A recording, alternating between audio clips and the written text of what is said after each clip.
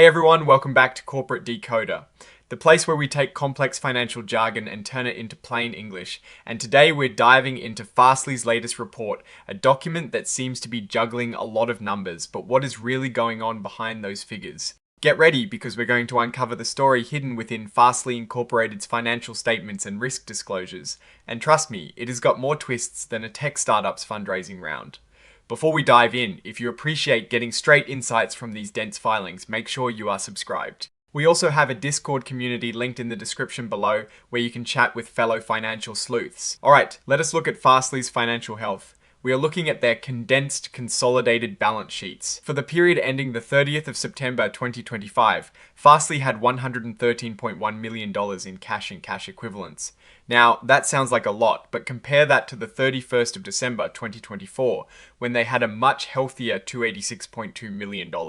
This is a pretty big drop, so we will need to keep an eye on that cash burn rate. Their marketable securities, which are like short-term investments, shot up from about $9.7 million at the end of 2024 to over $229 million by September 2025.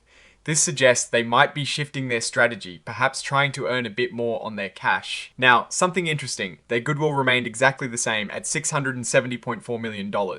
This is the value of their acquisitions above the fair value of the assets.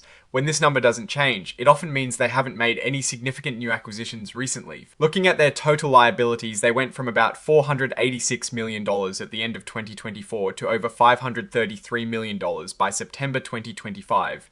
That is an increase of roughly $50 million, and a big chunk of that is likely due to debt. See, their current debt jumped from practically zero to nearly $188.2 million.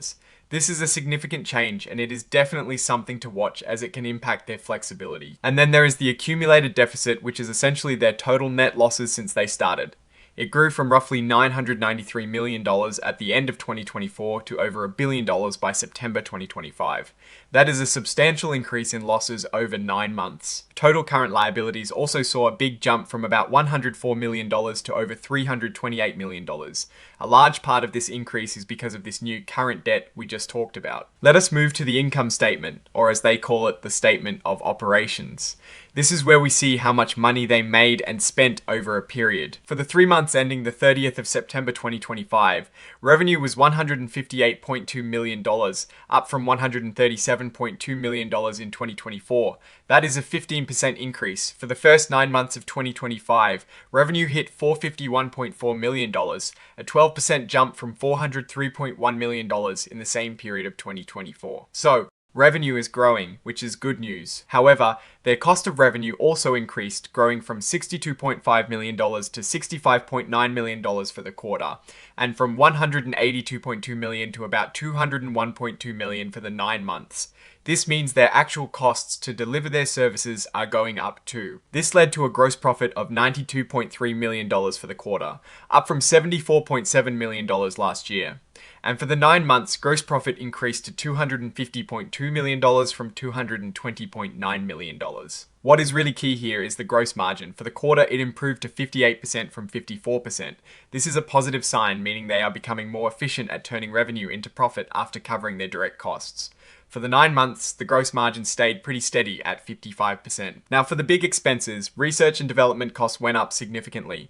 For the quarter, it was $41.4 million, a 30% increase. And for the 9-month period, it grew by 15% to $121.1 million.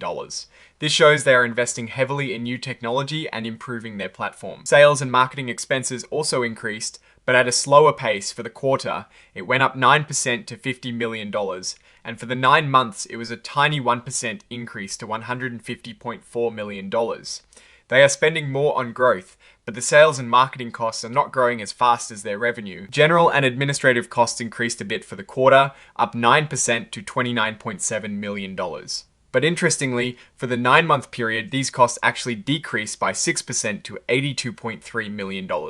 This could point to some cost control or restructuring efforts finally showing results. And speaking of restructuring, keep your eyes peeled for those restructuring charges. In 2024, they had $9.7 million, but for 2025, those charges are zero.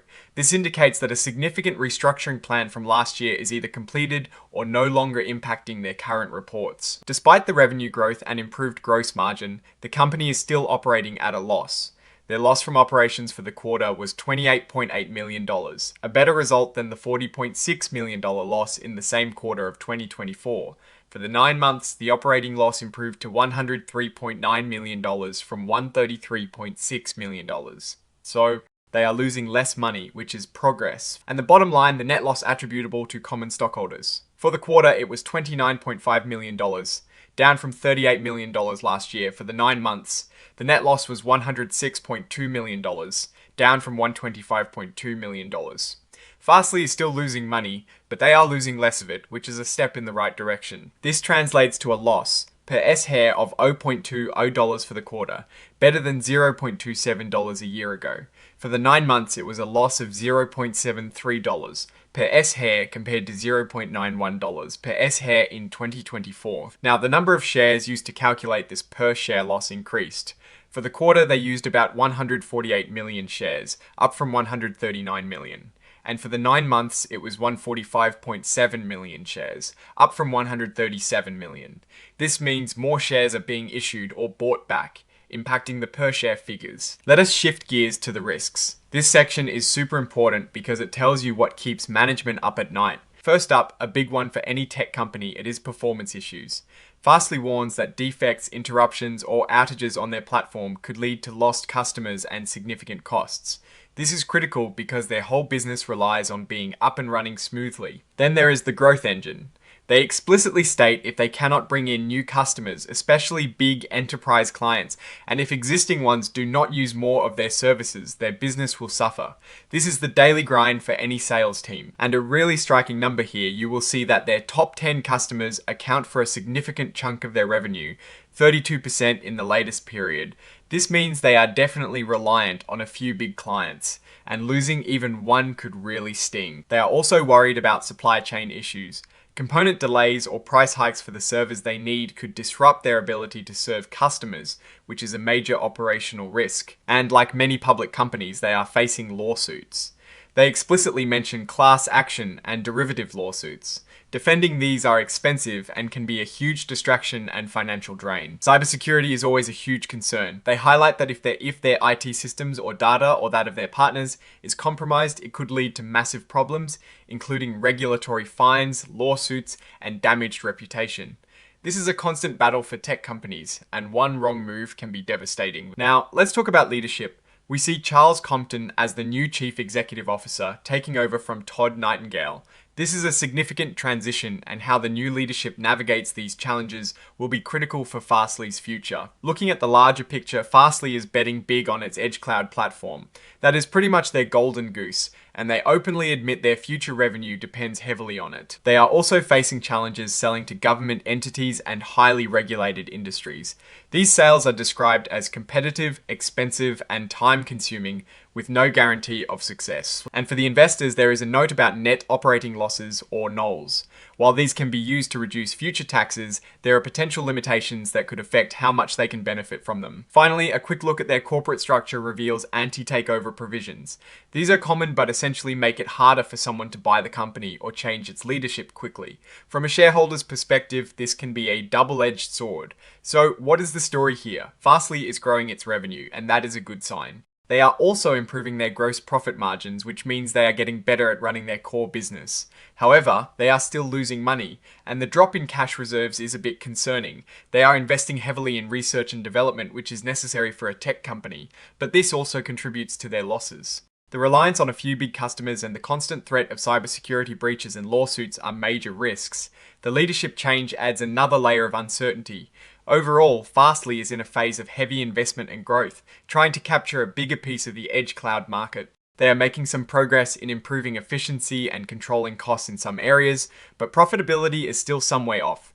The key will be whether they can continue to grow their revenue at a fast enough pace to offset their expenses and eventually turn those losses into profits. They are definitely walking a tightrope, balancing growth with financial discipline. Alright, that is our breakdown of Fastly Incorporated's latest filing.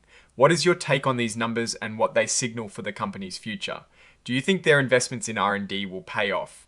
Drop your thoughts in the comments. If this analysis was valuable, hitting that like button really helps, and subscribe for more deep dives. And don't forget to join our Discord community, linked in the description for more discussions. Thanks for watching, see you next time.